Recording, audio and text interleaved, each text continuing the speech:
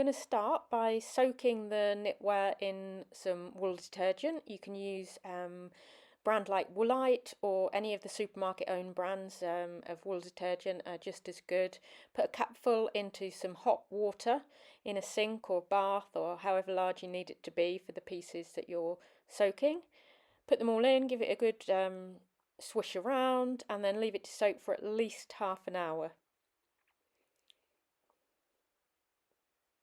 Once you've done that and it's been soaking, you can drain it, get rid of all the water, and the water will be really dirty and coloured, and that's perfectly normal. You don't need to worry about that. But now just rinse it out again with hot water, giving it a good squeeze. Try and get rid of the excess suds and any of the excess water as well.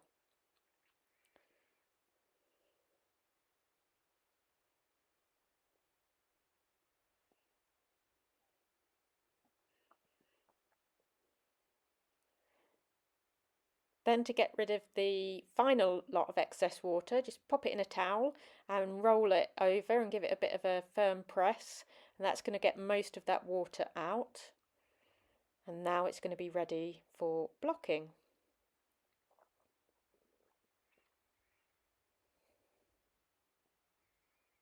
So here's what one of the swatches looks like before blocking. So you can see really curled edges all down the side. It's not a nice square shape.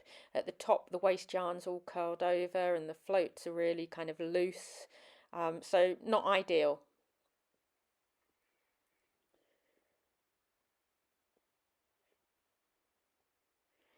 But now we're ready to start pinning it out. So we're going to put a pin in each of the corners.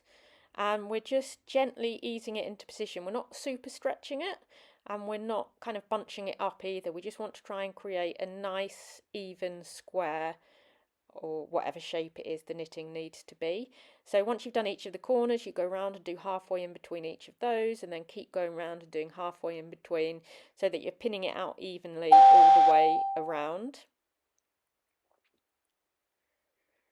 And keep working around until you've got them all in, and you've got a pin at about every inch or a couple of centimetres.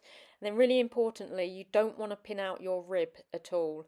You never block your ribs, so the pins are only going around the outside edges of the single bed knitting.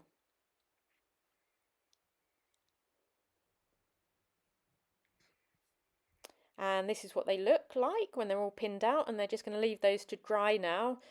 Somewhere warm in your house, so you might have to leave it for a day or so just to get all those nice and dry, and then you're ready to remove the pins. Nice and easy, just pull them all out and then you can examine your swatch or knitwear. There you can see, nice even edges, nice and straight, floats are looking a lot better, looking much nicer all round.